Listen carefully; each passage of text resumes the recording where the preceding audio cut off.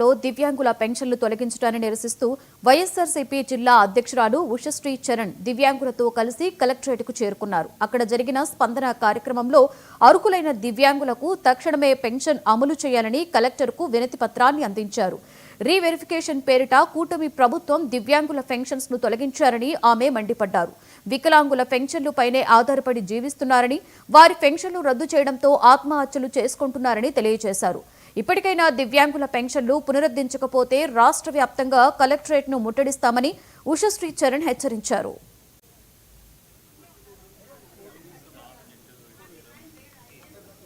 ఆంధ్రప్రదేశ్ రాష్ట్ర వ్యాప్తంగా చూసుకుంటుంటే దివ్యాంగుల పరిస్థితి చాలా బాధాకరంగా ఉంది. ఎందుకంటే ఇంచుమించు 8 లక్షల వరకు గత ప్రభుత్వంలో జగన్మోహన్ రెడ్డి గారు ఆదేశం మేరకు ఆయన గవర్నమెంట్లో మనము 8 లక్షల వరకు దివ్యాంగులకు పెన్షన్ కవర్ చేసుకుంటే ఈరోజు ఇంచుమించు 1,00,000 మందికి తొలగించినట్ల విశ్వసనీయ సమాచారం ఉంది.